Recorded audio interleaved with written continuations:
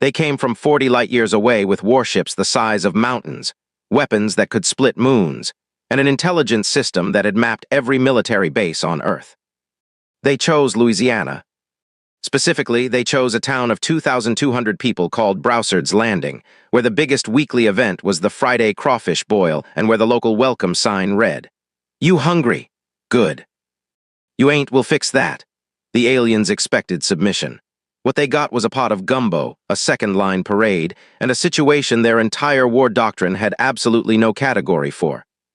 If you've ever wondered what happens when the most advanced military force in the galaxy meets people who consider a funeral a reason to cook for 50, you're in the right place. Hit that like button right now, subscribe. Your support helps us reach our first 1,000 subscribers, and drop a comment telling me, could your town survive an alien invasion? Because Broussard's Landing didn't just survive, they made the aliens feel guilty about leaving. Now let's step into this story, because what happened on that Saturday morning in the Louisiana bayou is the reason an entire alien empire marked Earth as do not attempt, locals too hospitable. Threat level unclassifiable. The Vrethian Collective had been watching Earth for 11 years. 11 years of orbital scans, cultural analysis, signal interception, and deep pattern behavioral modeling. They had studied every major city, every military installation, every political power center on the planet. Their threat assessment database contained 4.2 million individual data points on human civilization. Their invasion algorithm had been refined across 37 conquered worlds. By every metric their system could calculate, Earth was ready to fall. Supreme Commander Dax Orvelin stood at the forward observation deck of the flagship Eternal Calculation and looked down at the blue-green planet rotating slowly in the void below.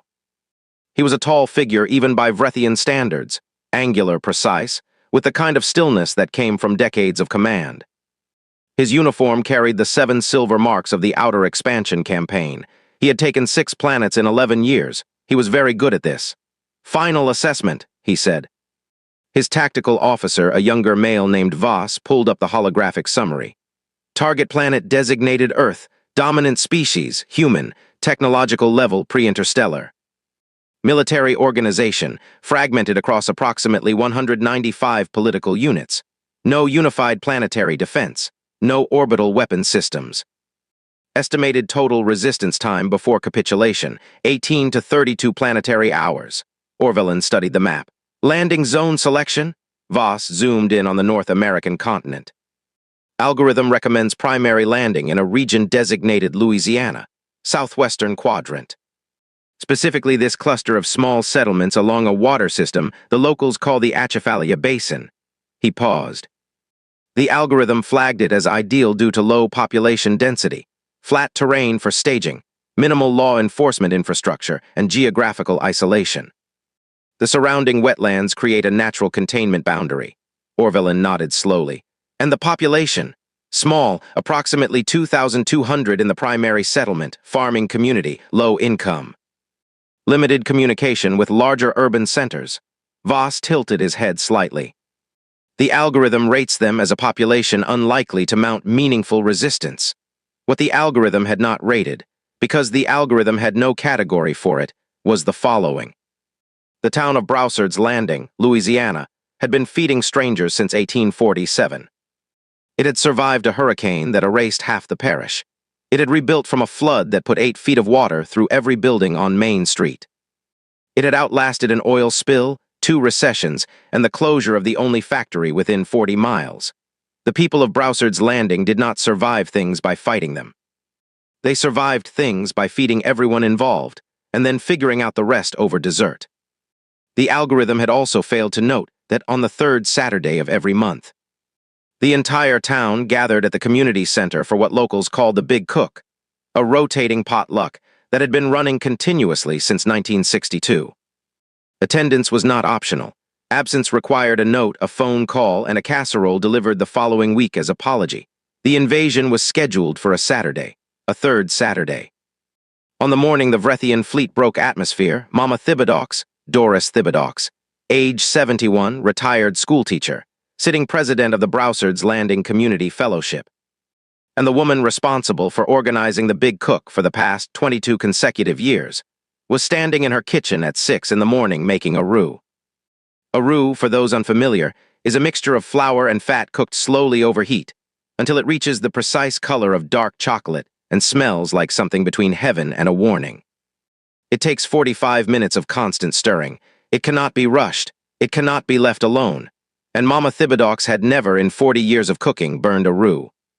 She was not about to let alien invaders change that. The first tremor came at 6:14 a.m. Dishes rattled. The window above the sink vibrated. Mama Thibodeaux tightened her grip on the wooden spoon and kept stirring. Her neighbor, Bobby Arsenault, age 53, crawfish trapper and volunteer deputy, came through her back door without knocking, which was normal, holding his coffee mug in one hand and pointing at the sky with the other. "Doris," he said, "you see them lights? I'm making a roux, Bobby. There's about 40 of 'em big coming down fast. Is the roux burned?" Bobby looked at the pot. "No, ma'am." "Then it can wait." Bobby sat down at the kitchen table, drank his coffee, and watched the roux until it was done. Outside, the lights got closer. The ground shook twice more. A sound like rolling thunder that didn't stop rolled across the bayou. Mama Thibodeaux finished her roux, covered it, turned down the heat, and then walked to the back door and looked up at the sky. 41 Vrethian landing craft descended through the cloud cover in perfect attack formation, their hulls glowing red from re-entry. Their displacement fields pushing a pressure wave across the wetlands that flattened the tall grass in every direction for half a mile. Mama Thibodeaux looked at them for a long moment, then she turned back to Bobby. "How many people you think that is?" Bobby squinted at the ships. "A lot. Better call the fellowship. Tell 'em to double everything and bring extra folding chairs." Bobby stared at her. "Bobby, go," he went. That was the moment, though no one recognized it yet, when the most sophisticated military campaign in this corner of the galaxy began losing to a woman with a wooden spoon and 40 years of feeding people who showed up unannounced. Supreme Commander Orvelin watched the landing sequence from orbit and felt, for the first time in 11 years of conquest, something strange. He couldn't name it yet. He would have a name for it by sundown, but by then it would be too late. The first Vrethian boots hit Louisiana soil at 6:47 a.m. Recon Squad 7, 12 soldiers in full stealth armor, carrying cloaking devices, atmospheric scanners, and enough firepower to level a city block, landed in the marsh 2 miles east of Broussards, landing along a dirt track locals called Coupe Road. Their orders were standard: infiltrate the settlement, assess civilian response, identify leaders, locate communication infrastructure, and report back before the main force moved in. Squad Commander Reeves Grant, that was the name their translator assigned him. His actual designation in Vrethian was a sound humans couldn't produce, crouched at the tree line and surveyed the road ahead. "Translator active," he said quietly to his unit. "Stealth fields holding. Thermal shows no activity on the road." "We move in too." What the thermal scanner didn't show was that Coupe Road ran directly past the property of Dale Fontenot, age 64, retired shrimper, current part-time alligator trapper, and a man who had spent 41 years developing what his wife described as an unhealthy relationship with his property line. Dale Fontenot did not have a fence. He had a system, fishing line at ankle height, connected to tin cans at specific intervals. Pressure plates made from plywood and old springs hidden under the grass along the road's shoulder. 3 motion-sensitive floodlights salvaged from a gas station that closed in 2009. And a dog named Gator who was half Catahoula, half something the vet refused to classify, and entirely devoted to the principle that strangers on the property were a personal insult. The Vrethian stealth fields rendered the soldiers invisible to human eyes.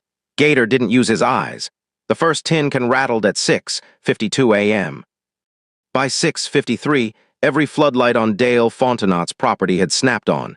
Gator was announcing his displeasure to the entire parish. And Dale himself was standing on his back porch in rubber boots and a bathrobe, holding a spotlight in one hand and something long and serious in the other. "Who's out there?" Dale called. The recon squad froze. Their cloaks were active. They were technically invisible. Gator ran directly to Squad Commander Grant and sat on his foot. The cloaking field flickered. "Huh," Dale said. He walked down the porch steps, crossed the yard, and shone his spotlight directly at the space Gator was sitting. For a moment there was nothing. Then the cloak stuttered, a side effect of the atmospheric moisture that the Vrethian engineers had not tested in subtropical humidity. and 12 alien soldiers appeared in Dale Fontenot's backyard. Like a magic trick running in reverse. Dale looked at them for 5 full seconds. "Y'all lost," he said. Squad Commander Grant activated his translator. "We are conducting a geological survey of this region." Dale looked at the rifles. "With them, standard survey equipment." Dale pointed the spotlight at Gator, who was now licking the commander's boot. "Dog seems to like you." He lowered the spotlight slightly. "You boys eat yet?" The translator rendered "eat yet" as a query regarding nutritional intake. Grant responded with what seemed like the appropriate answer. "We do not require sustenance at this time," Dale snorted. "That ain't what I asked." He turned back toward the house. "Edna, we got company, get the biscuits on." From inside came a woman's voice.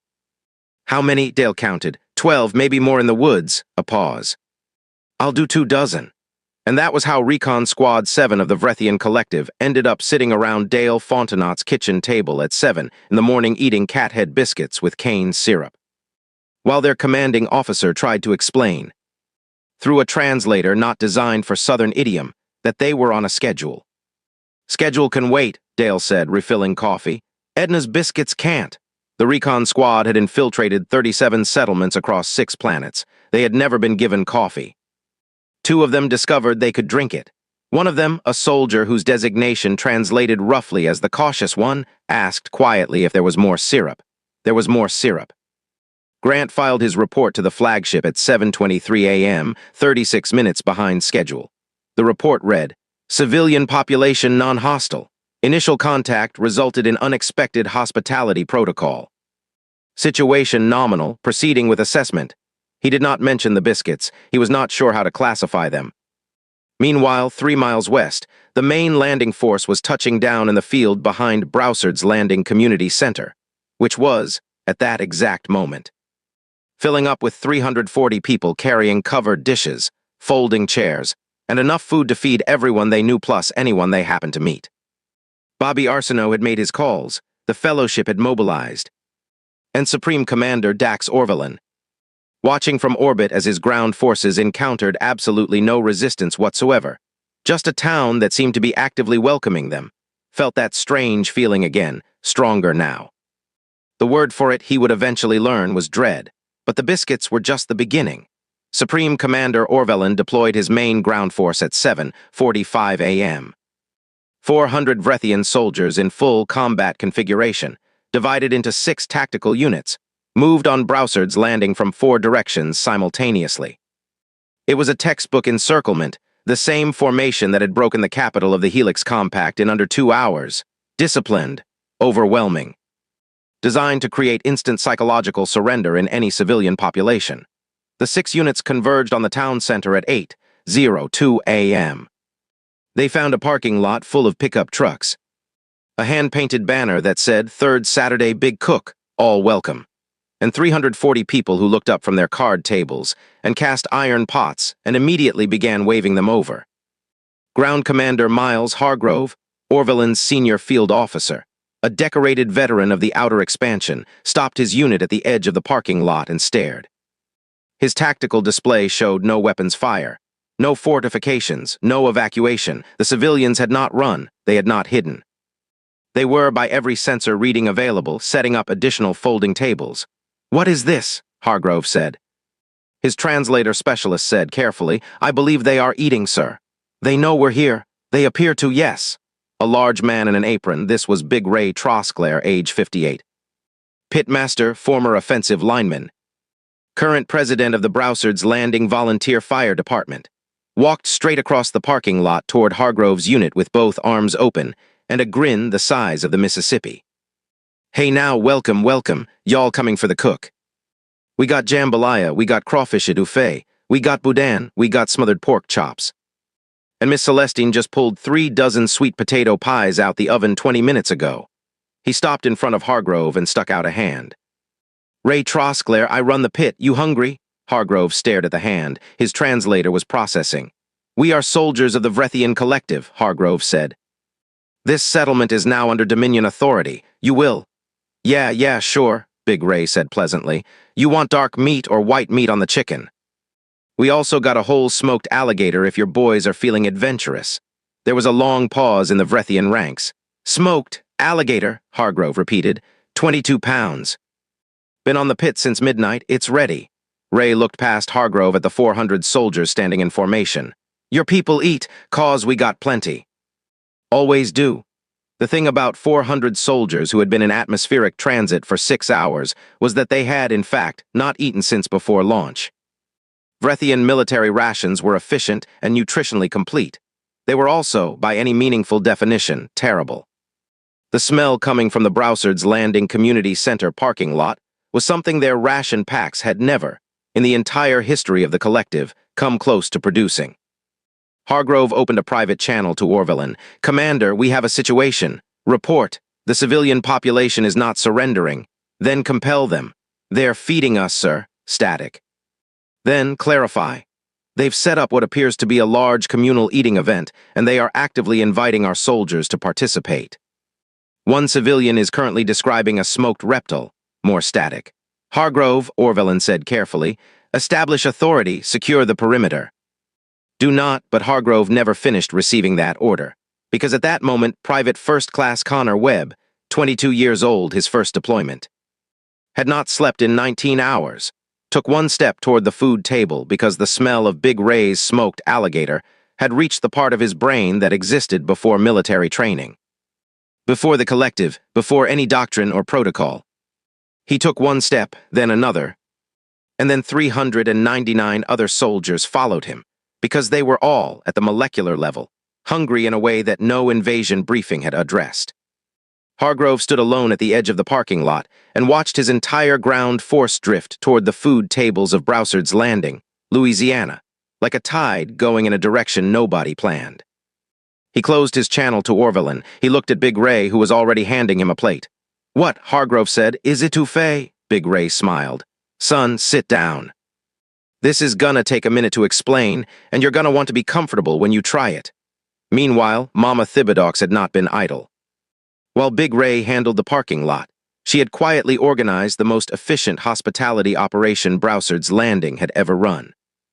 12 women, ages ranging from 31 to 78, circulated through the grounds with serving spoons, sweet tea pitchers, and the particular kind of focused generosity that looks effortless and is anything but. Every Vrethian soldier who sat down got a plate. Every plate had something on it they had never tasted. And every time one of them looked up from their food, with an expression that could only be described as confused wonder. There was a Browsards Landing resident right there to refill their tea and ask about their family. The Vrethian translation systems were not equipped for Louisiana conversational rhythm. Where y'all from? The Vrethian collective outer arm of the...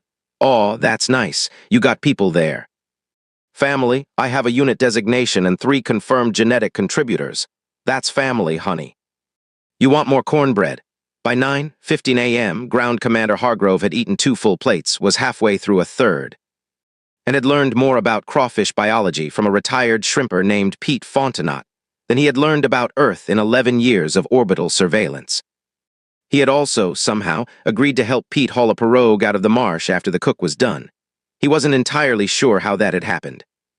On the flagship, Supreme Commander Orvelin watched his tactical display with the growing awareness that something had gone profoundly, fundamentally wrong, and that he couldn't identify a single moment when it had started. His ground force was not fighting. His recon team was not reporting. His encirclement formation was sitting at folding tables eating sweet potato pie, and the civilians were not afraid. That was the part that troubled him most. In 37 conquests, civilians were always afraid. These people weren't afraid, they were hospitable, and somehow that was worse. At 10:30 a.m., Supreme Commander Dax Orvelin made a decision. If the ground force couldn't establish authority, he would do it himself. He deployed the Presence Protocol, a tactic reserved for populations requiring maximum psychological impact. His personal shuttle descended from the flagship in full display mode. Running lights blazing, displacement field active, hull panels open to reveal the external weapon arrays. It was the kind of entrance that had made entire city populations drop to their knees on 5 different worlds. His shuttle landed in the center of the Browsards Landing Community Center parking lot at 10:44 a.m. The ramp lowered with dramatic mechanical precision. Steam rolled out. Orvelin descended in full command armor, flanked by his personal guard, his translator active, his bearing projecting the full weight of an empire that spanned 40 star systems. 340 civilians looked up from their plates. Then Mama Thibodeaux walked across the parking lot with two things in her hands, a sweet potato pie and a plastic fork. She stopped at the bottom of the ramp. She looked up at Orvelin for a moment, at the armor, the guards, the weapons arrays, the blazing lights. Then she held up the pie. "You eat yet," she said. Orvelin's translator delivered the phrase. He stared at the small woman in front of him. "I am Supreme Commander Dax Orvelin of the Vrethian Collective. This planet is hereby claimed under Expansion Protocol 7. Mama Thibodeaux nodded patiently. "That's real nice. The pie's still warm." A sound moved through the crowd. It took Orvelin's translator a moment to classify it. It was laughter, not mocking laughter, not frightened laughter. The easy, warm laughter of people watching something that felt familiar and funny in a way that didn't require explanation. Orvelin felt something he had not felt in years of command. His certainty shifted just slightly, like a foundation that wasn't quite as solid as it had looked. "Bring me your leaders," he said. Mama Thibodeaux considered this. "Well, that depends what you need 'em for. If it's the big cook, that's me. If it's the fire department, that's Ray. If it's the parish council, Gerald Melanchon's over by the boudin table, but I'll warn you he talks slow. Good man." "Talks slow? I require the individual with supreme authority over this settlement." Mama Thibodeaux thought about it. "I'd say that's Father Mike, but he's blessing the food right now, and you really don't want to interrupt that." Behind Orvelin, the personal guard shifted. He raised one hand slightly, a signal for patience, and looked at this woman this small. 71-year-old woman who was holding a pie and had not taken a single step back since he'd walked down the ramp. "Are you not afraid?" he said. It came out quieter than he intended. Mama Thibodeaux looked at him with the steady eyes of a woman who had raised 4 children, buried a husband, rebuilt a kitchen after a flood, and fed a grieving town through 3 different disasters. "Baby," she said, "I've been afraid of plenty of things in my life, but you showed up on a Saturday and we got food and everybody's sitting down. So far, that's a good day." Orvelin didn't have an answer for that. That was when Big Ray materialized at his elbow with a plate. "Commander," Ray said, he'd gotten the rank from Hargrove, "you need to try this etouffee. I'm not asking. I'm telling you as a man who has cooked this recipe for 30 years, you need to try this." And Supreme Commander Dax Orvelin, conqueror of 6 worlds, commander of a fleet of 41 warships, holder of the Vrethian Expansion Medal First Class, looked at the plate. The etouffee was golden orange, glossy, rich, built from a base of butter and Trinity, and 20 years of Ray's specific knowledge of exactly how much cayenne changes everything.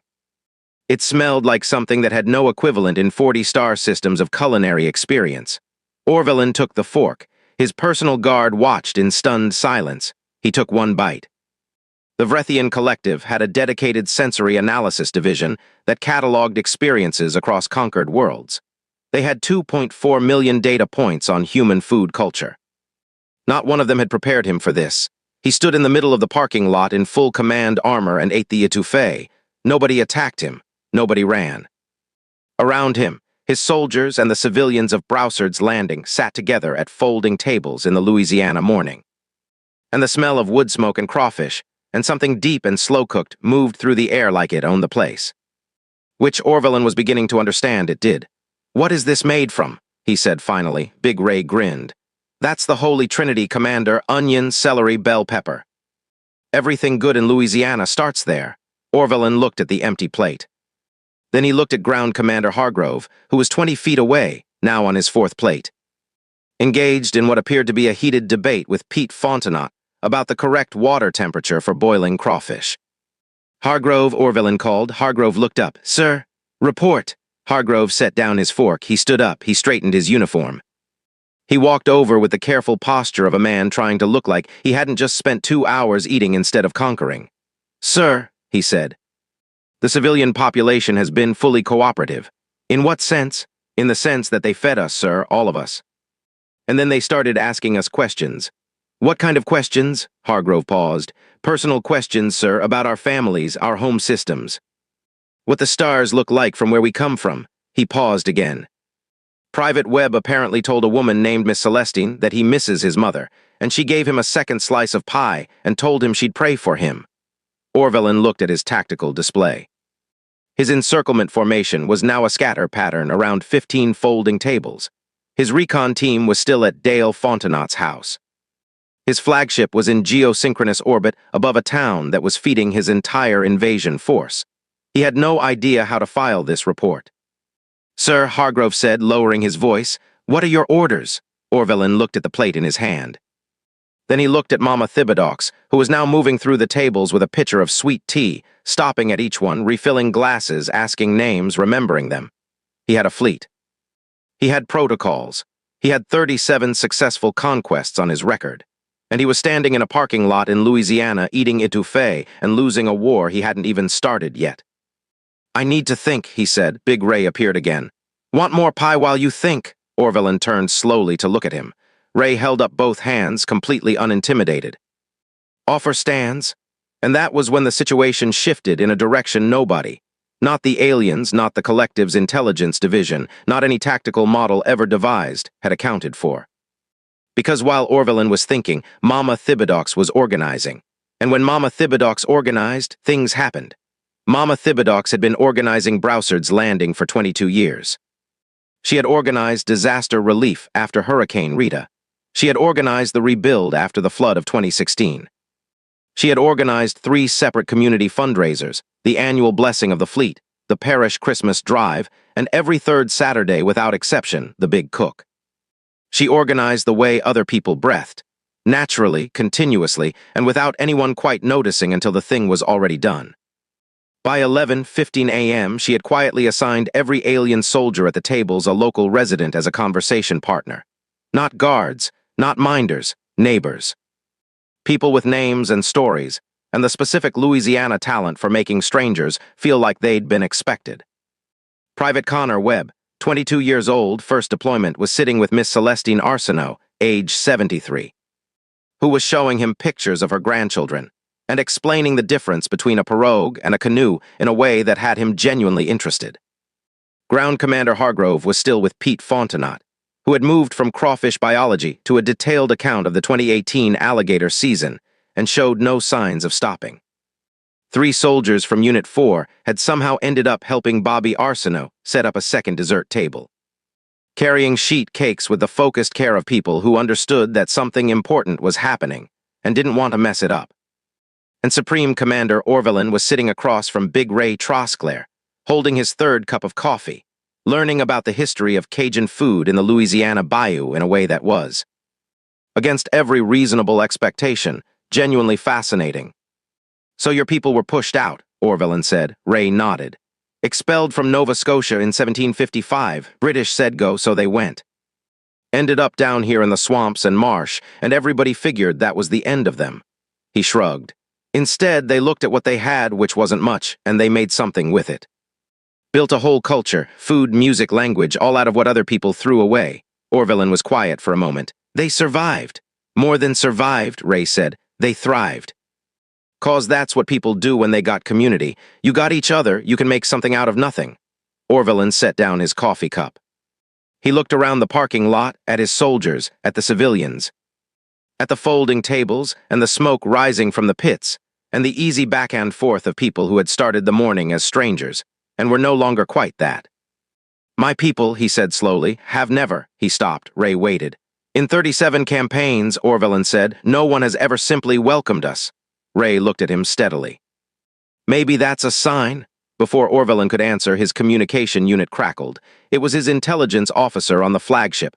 "Commander, we have a developing situation. Report." "Social media, sir. Apparently several civilians have been posting about the event since early morning. The content is spreading rapidly across human communication networks." "What content?" "Images and video of our soldiers eating, sir, at the folding tables. Some of them are smiling." Orvelin closed his eyes briefly. "And one post is currently leading human network trends. It says, aliens invaded Broussard's Landing and Mama Thibodeaux fed every single one of them. Score, Louisiana 1, Galaxy 0. There was silence on the channel.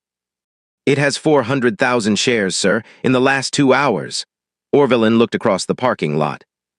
He could see Mama Thibodeaux accepting what appeared to be a hug from a Vrethian soldier twice her height. She patted him on the arm and told him something that made his translator light blink 3 times. "Sir," the intelligence officer continued, "human media units are now arriving on the perimeter." Several large transport vehicles with signal equipment. They appear to be broadcasting. Broadcasting what? The big cook, sir. Apparently a human journalist asked if he could broadcast, and Mrs. Thibodeaux said, and I quote, "Honey, the more the merrier, just bring a dish." Orvelin put his head in his hands. This was not in any protocol. This was not in any contingency file. In 37 conquests, the invasion had always controlled the information. The message was always, overwhelming force, immediate compliance, resistance is futile.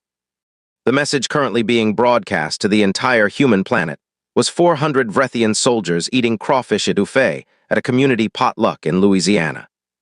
"Sir," the intelligence officer said carefully, "the human political leadership is also responding. We are receiving communications from multiple governmental entities. They are not military communications." "What are they?" A pause. "They appear to be complaints that Browsard's landing got the aliens before anyone else did, sir." The human entity designated Louisiana governor has released a statement saying, and I quote, "We knew if anyone could handle this, it was the people of the bayou." That's Louisiana for you. Orvelin looked up at the sky. His fleet was still there. 41 warships, more firepower than this planet had produced in its entire technological history. And he was losing not to weapons, not to strategy, not to military force of any kind, but to a potluck. He stood up. Ray stood with him. "You need something, Commander?" "I need," Orvelin said carefully, "to speak with Mrs. Thibodeaux." Ray nodded. "She's over by the pie table. Fair warning, she's gonna offer you another slice." "I'm aware." He walked across the parking lot, through the folding tables, past his soldiers. Decorated veterans of 6 planetary campaigns, who were laughing at things Pete Fontenot was saying, or helping carry dishes, or listening to Miss Celestine talk about her grandchildren. They were not afraid, they were not uncomfortable. They were, in the specific and undeniable way of people who have been fed and spoken to like human beings for 4 hours. Starting to feel something that his expansion briefings had never prepared them for. They were starting to feel at home. Orvelin reached the pie table.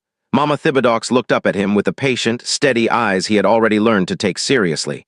"Mrs. Thibodeaux," he said. "Commander," she said, "I need to understand something." He looked at the table, at the pies and the cakes and the covered dishes still arriving from cars in the parking lot. "You knew who we were this morning, you knew what we came for." "I had a pretty good idea," she said, "and you fed us anyway." She looked at him like the answer was obvious. "Course I did." "You showed up, that's what we do." "Why?" Mama Thibodeaux picked up a piece of pecan pie and put it on a plate and held it out to him. "Because hungry people make bad decisions," she said. "And I figured whatever you came here to do could wait until everybody had eaten." Orvelin took the plate. He looked at it for a long moment. Then he sat down at the pie table across from Mama Thibodeaux, and he said something that no supreme commander of the Vrethian collective had ever said in the history of the expansion campaign. "I think," he said, "we may have made a mistake." And Mama Thibodeaux nodded slowly and said, "Well, it ain't too late to fix it. Have some pie and let's talk." The Vrethian fleet remained in orbit above Browsard's landing for 3 more days, not because they were preparing a second assault. Not because they were waiting for reinforcements. They stayed because Mama Thibodeaux had pointed out, very reasonably, that leaving in the middle of a conversation was rude. And because Ground Commander Hargrove had promised Pete Fontenot he'd help haul that pirogue, and a promise was a promise. The official record of what was said at the pie table between Supreme Commander Dax Orvelin and Doris Thibodeaux has never been fully released, partly because Orvelin requested discretion, and partly because Mama Thibodeaux said that what was spoken over food was between the people who ate it. But the broad strokes became known over time in the way that things always become known in small towns. She hadn't argued strategy. She hadn't made threats. She had asked him very simply what he was looking for. In 11 years of conquest across 37 worlds, what was the collective actually trying to find? Orvelin, to his own surprise, had answered honestly: resources, security. Proof, across the expanding frontier, that the collective was strong enough to survive in a galaxy that had never been particularly kind to anyone. Mama Thibodeaux had listened carefully. Then she'd said that sounded exhausting, and that in her experience, the things people needed most safety, belonging, a place at the table weren't things you took from other people. They were things you built together if you were smart about it. She'd refilled his coffee. He'd had a fourth piece of sweet potato pie. And by the time the sun went down on that Saturday, something in the posture of Supreme Commander Dax Orvillin had changed in a way that 41 warships and the entire expansion protocol couldn't explain. The withdrawal order was issued at 9:02 a.m. on Tuesday. It was the quietest withdrawal in the history of the collective. No speeches, no declarations. No formal announcement of defeat, because what had happened in Browsard's Landing didn't fit any existing military category. The collective's official log simply noted, Campaign Earth suspended pending reassessment, recommend diplomatic approach. Cultural resistance level, unprecedented. One intelligence analyst, filing a supplemental note to the official record, wrote, Population demonstrated advanced community cohesion, significant culinary capability, and an apparently unlimited capacity for hospitality under pressure. Standard psychological warfare techniques ineffective. Recommend no further action. These people will feed us and then tell our children stories. Private Connor Webb cried a little when Miss Celestine said goodbye. She gave him a sealed container of pecan pralines and told him there was always a chair at her table if he came back decent. He told his unit for the next 6 months that he had something in his eye. Ground Commander Hargrove did help Pete haul the pirogue. They went out on the water at dawn on Monday, before the withdrawal order came through, and Pete showed him where the crawfish traps were and they didn't talk much and it was. Hargrove would say later, the best morning he'd had in 11 years of service. When he got back to the ship, he submitted a transfer request to the diplomatic division. He was accepted. The Vrethian ship that Big Ray asked about, the one his displacement field had cracked a corner of the community center parking lot when it landed, was quietly repaired by 3 of Orvillin's engineers over Sunday afternoon. Ray had mentioned it once, not as a complaint, just as a fact. The engineers showed up the next morning with equipment. Ray made them breakfast. Before Orvillin left, he stood in the parking lot one last time. Mama Thibodeaux was there. Of course she was. You know, he said, my cultural assessment division spent 11 years studying your planet. They had 4.2 million data points. She said, they missed everything important. She smiled. They weren't sitting at the table. He nodded slowly. He extended his hand. He'd learned the gesture from Hargrove, who'd learned it from Big Ray. Mama Thibodeaux shook it with the firm, warm grip of a woman who meant it. Mrs. Thibodeaux, he said, I believe Earth is in good hands. Always has been, she said. Come back sometime. Bring a dish, he laughed. He hadn't laughed in years. The fleet rose at 9:02 and was gone by 9:47, and Browsard's Landing went back to what it had always done. The folding tables were put away. The parking lot was swept. The leftover boudin was divided and sent home with anyone who wanted some. 3 weeks later, Mama Thibodeaux received a package. It arrived in her front yard at 6 in the morning. No ship, no fanfare, just a container sitting on her porch steps when she opened the door. Inside was a single item, a jar of something deep amber and crystalline with a small note attached. The note said, in careful, translated English, we do not have a word for what you gave us. The closest translation is something between welcome and enough. Thank you. She set it on her kitchen windowsill where the morning light caught it and turned it gold. Then she put the kettle on, got out her spoon and started her roux, because it was Saturday, and there were people to feed. Before you go, if this story hit different, if it made you feel something, drop a comment below and tell me what your favorite part was. Was it Mama Thibodeaux at the ramp, Big Ray and the Etouffee? Miss Celestine and the pralines? Share this with somebody who needs a good story today. And please subscribe because your support helps us reach our first 1,000 subscribers. Hit that button and stay with us. There are more worlds out there. And somewhere in this galaxy, someone is always about to knock on the wrong door. We'll be here when they do.